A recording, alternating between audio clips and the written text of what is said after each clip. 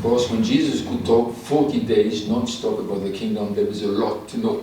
Есүс 40 хоногийн турш Бурхны хаанчлалыг ярихад ер нь ярих зөндөө их юм байсан гэсэн үг. But at least it will help you to identify what are the important issues when it comes to the kingdom of God.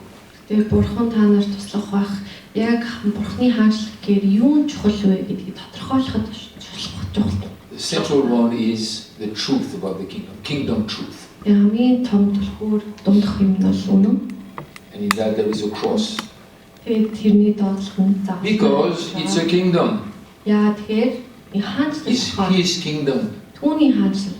If we want His kingdom, I have to let go of my kingdom.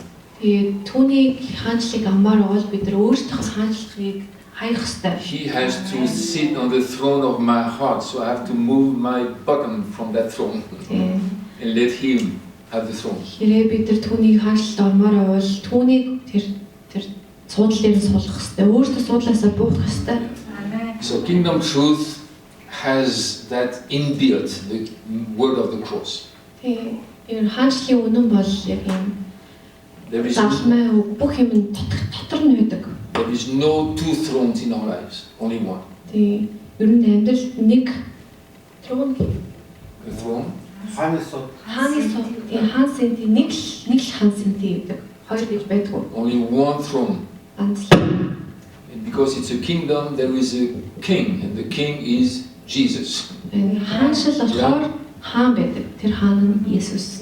So inside kingdom truth, there is a cross where I have to let go of my PhD kingdom.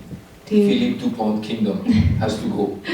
Тэр хаанчлал дотор өөрийнхөө хаанчлалыг ер нь тавьж явуулах хэрэгтэй яа гэхээр нэг л хаан байх хэрэгтэй. So number 3 was I am the architect, and God expects me to be the architect of my life. That's why He has entrusted me with life. Тэгээд гуравдах нь би та нар өөрсдийнхөө амьдралынхаа архитект, барилгачин байх хэрэгтэй. Яагаад тэгэхээр Бурхан бидэнд энэ амьдралыг өгсөн.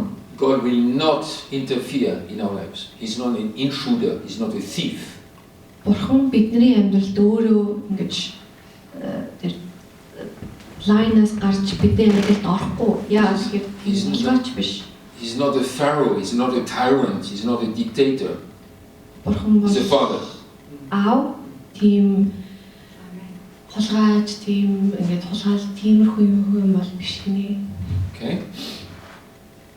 So it's the believer's responsibility to build his or her life.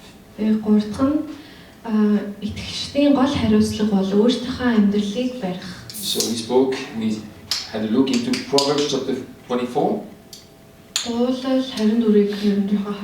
Because Solomon was a master builder. We spoke in the break that people, all kinds of people, kings and queens and princes and officials, came from the whole Middle East to listen to him. So he was a master builder. Solomon was master builder. Тэр Middle East-ээс бүх хаан, official-ууд, ер нь амар дээд зэрэгтэй хүмүүс бүгдээрээ Соломон руу очиж өөр юуг нь хэлхийг сонсчих гэж очдог байсан. Okay? So part 1 in Proverbs 24, we went through that in the previous session. Дуул 24-ийн 1 дээр ер нь хэд жоох ярьсан. That I as a believer, би итгэгч хүн, to be a pastor is a role, it's not my identity. Филипп пастор гэдэг нь бол өөрийн гэсэн ажил, яг өөрийн гэсэн хүн нь биш пастор бол. I am a believer like Amin was a believer. Same way. Филипп пастор их итгэгч бидэртэй адилхан итгэгч, яг итгэгч хүн. Okay. And we saw that Solomon says if you want to be a good builder, you have to get wisdom and understanding and begin to build. Соломон хэлсэн бид нар сайн итгэж байхын тулд Бурханаас мэрэгүү ухаан авч өөрийнхөө амьдралыг барих ёстой. Pastor cannot do that for you, your husband cannot do that for you, your parents cannot do that for you. Пастор тэгж чадахгүй, нөхчин тэгж чадахгүй, эцэг чинь тэгж чадахгүй. You do that as you walk with him. Бурхандаа алхах тэр мөчтөө тэгэх ёстой. As I said to somebody the other day, God is talking with people who are walking. би нэг өчтөр нэг хүнд хэлсэн бурхан өөртөө алхаж байгаа хүмүүстэй ярьдаг. And he might not walk with the people who are talking all the time. Дандаа яриад байдаг хүмүүстэй нэг амар ярьдаг байх. So, first of all, I need wisdom, understanding, insight so I can build my life well, and I get it from him. Хамгийн түрүүнд өөрийнхөө амьдралыг барихын тулд мэрэгэн ухаахаа хэрэгтэй. Тэрнийг түүнээс бурхнаас авах. Number two, Хоёр дахь нь I draw from the legacy of my spiritual parents. Сүнсний эцгийнхаа legacy өв заалгацсан тэр мэдлэгийг бид нар дараа нь авах боломжтой. Treasures they have developed in their life with God, their walk with God. I draw on that. Тэр сүнсний эцгийн амьдралд нь тийм баялагууд өөрийнхөө төлөө тэр авсан тэр баялагуудыг бид нар төрүүлж авах боломжтой яа тэгэхээр сүнсний эцгийг дагж байгаа болохоор сонсож байгаа болохоор. And number three, I can ask for advice from believers, good believers of course. Эвгүй сайн итгэдэг хүмүүстээр зөвлөгөө авч болно. I would say from people who are walking with God. Don't ask advice from people who are not walking with God. Бурхантай алхдаг хүмүүстээс асуугаарай гэж зөвлөе. Алхдаг хүмүүсээс битээ асуурай гэж зөвлөе. Because people who are not walking with God, they don't know about the walk. Алхдаг хүмүүс тэр алхахыг мэдгүй. Because the walk is not easy, it's demanding. Тэгэхээр тэр алхалт бол хэцүү, айгүй их шаардлагатай байдаг. There are days with sunshine and there are dark nights. Зарим өдрүүд бүр амар гэрэлтэй нартай байдаг. Зарим өдрүүд айгүй ханахгүй байдаг. My wife and I, we had an expression where we say we don't talk with hallelujah people. Би манай эхнэр бит хоёр нэг юм өөрийн гэсэн хэллэгүүд байдаг нэ. Халлелуя гэдэг хүмүүстэй бид нар because people are always hallelujah, hallelujah, hallelujah. It's not real. Дандаа халлелуя гэдэг. Ерөөс үнэн биш нэ. Чин сэтгэлээс биш. If they are never struggling, if they are never crying, if they are never sad, if they are never discouraged, they don't have a normal life. Stay away from me. Тэд нар тэгээд уйлахгүй, зовхгүй, ийм хэцүү юмар дээр явдггүй бол жинхэнэ амьдралаар амьдрдаггүй хүмүүс гинэ. People who walk with God. Бурхантай алхдаг хүмүүс I can ask for advice. Би тэдний зөвлөгөө авч болно. Because that's only number 3 priority. Яа л тэдний дээдлэх хамгийн 3 дахь чухал. Number 1 priority is me listening to him. Number 2 priority is to listen to my spiritual fathers. Эхнийх нь хамгийн эхнийх нь Бурханыг сонсоод хоёр дахь нь so that was эцэгтэй сонсоод тэгээд дараа нь хүмүүсээс асуу. The first part of Proverbs 24. Then there is a second part in Proverbs 24. Энэ ярьж байгаа юмд нь дуулалын 24-ийн 1-р хэсгийг ерөнхийдөө хэлсэн. Одоо 2 дахь хэсэг гэж. So let's go for that. Асуугаа. Proverbs 24.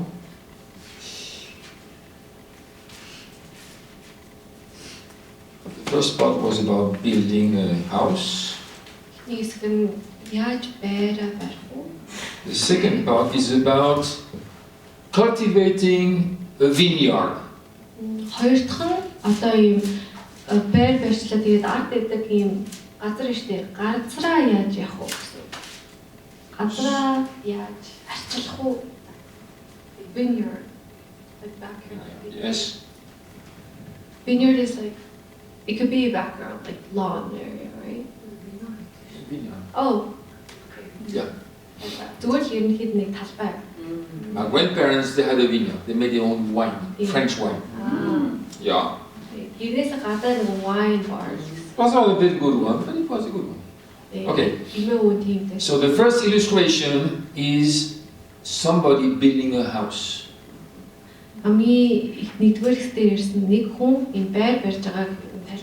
Good illustration because life is like building something solid with a foundation and something good for the family. Айгуу сайн юм үзлэг яа тэгэхээр амьдрал бол өөрийнхөө амьдралынхаа төлөө юм айгуу юм баттай суурь тавьж өөрийнхөө амьдралыг босгох тийм юмнуудыг явж байна. The second one is a good illustration too.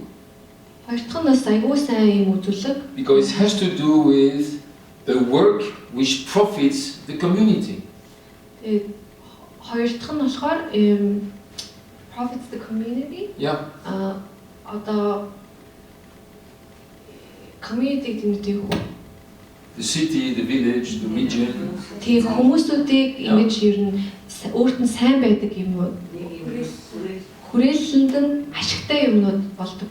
Okay. Гэж хардаг. This man is building a house for himself and for his family. This man is having a vineyard, which is a business. He's selling wine.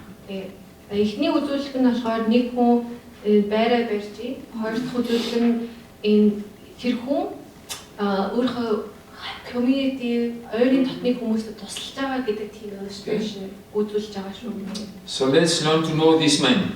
За энэ хүнийг Verse 30 30 to 32. 32.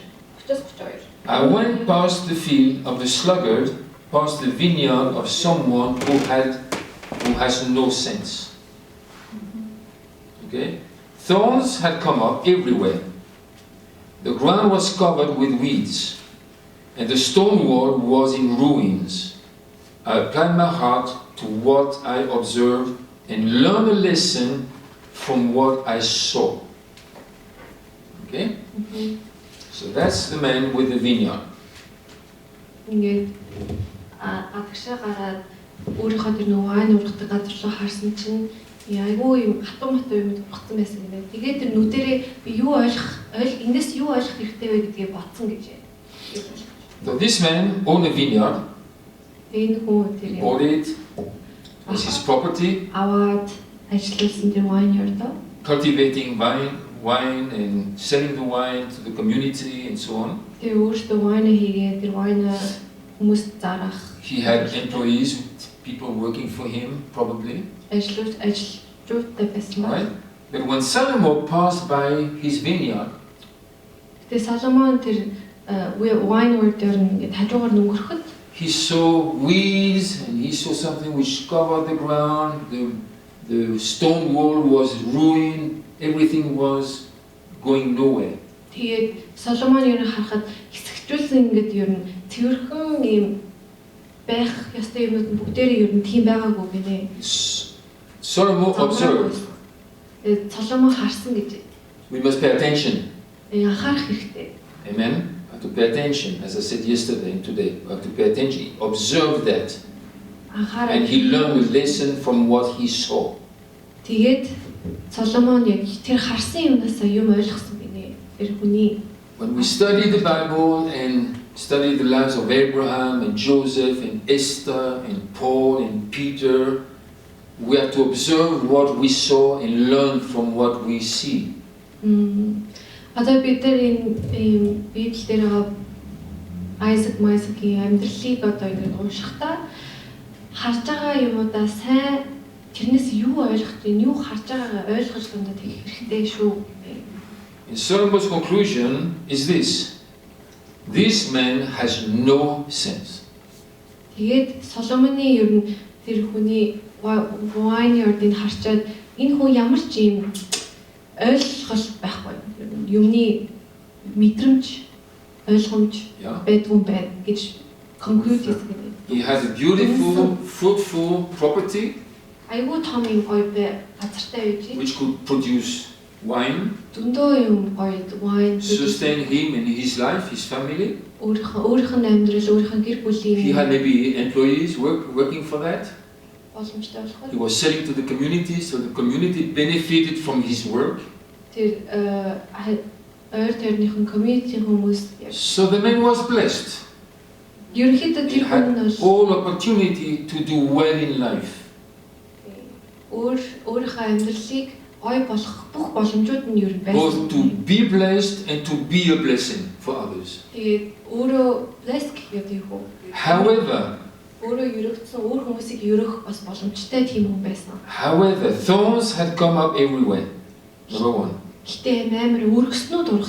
The ground was covered with weeds. Number two. The stone wall was in ruins. Number three. Okay? Now, thorns don't come from one day to the next. We've had a garden, we are not very good at it, but we had a garden once. юутэйсэн. So I know so much that I know thorns don't just, they're not there Monday, Tuesday morning, they're there. It's not like that. Бол мэдээ тийм өргөснөө тийм хурдан ургадаг бол биш. Яа тэгэхээр би өөрөө тийм бас байжсан. Thorns start small, become bigger and bigger and bigger. I watch it, but I do nothing about it. Тэгээд тэгэхээр өргөснүүд ингэ жоохон ургадаг. Юу ч хийхгүй байхаар том болоо л байдаг. Okay. The next one was, what was number 2? It was thorns had come up. The ground was covered with weeds. Ер нь газар нь бүх юм weed гэв. Okay.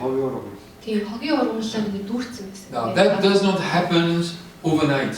It's not like Monday evening, nothing. Tuesday morning, boom, everything is covered. Нэг шөнийн дотор бүр бүтэн тийм ургамлуудаар дүүрэхгүй. Comes, it grows, and it spreads everywhere.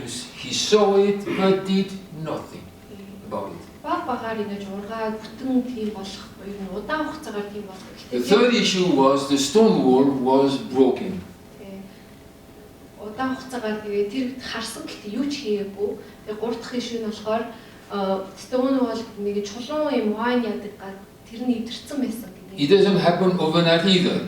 Тэрнээс нэг шөнийн дотор болтгоо. It's not there, and next morning everything is done.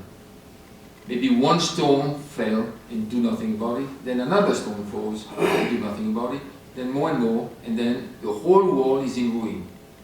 Ер нь ханан чулуутай байсан байх. Тэгээд тэд нь ер нь бүгдээр унцсан байсан байх. Тэнд тэгээд юу ярьж байгааг ойлгосон. Юу ч унцсан. Нэг шөнийн дотор ер нь тийм нэг болтгүй. Solomon saw that. He knew this man has no sense, no understanding. Тэгээд Соломон харсан. Энэ хүн ер нь л жоохон ямар ч ойлголт байхгүй зүгээр хоосон л юм байна. Maybe he had an understanding how to grow vine. Яаж wine үзэн ургуулах мэддэг ч гэсэн. But he had no understanding how to keep it that way. Тэгээд яаж тийм байлгахыг мэддэг. Ургуулах How to administrate his blessings. Яаж тэр ерөөлөө ингэж өдөртөх зохион байгуулах тийм юм мэдрэн. So the first story about the man building a house has to do with building. Эхний ер нь үзүүлэлт нь бол барихны талаар ярьсан. The second story has to do with sustaining. Тэгээд хоёр дахь нь болохоор ер нь энэ байгаа юмаа яаж ингэж өргөжлүүлж явуулах. And if there is a decline happening, do something about it. Тэгээд тэр чинь ингэ болохгүй байсан бол тэрнийхээ талаар Right? юм хийх ёстой байх хэрэгтэй. Юм болохгүй байна. I am a believer. Би итгэлэг. I walk with God. Би бурхантай алхдаг. I am building my house, Би байраа барьдаг. my life, Амьдралаа. my values, my priorities, my mindset. Өөрийнхөө үзлэг, бодлого бүх юм аа. I am keeping my emotions healthy. Өөрийнхөө сэтгэл зүг эрүүл байлгадаг. I seek the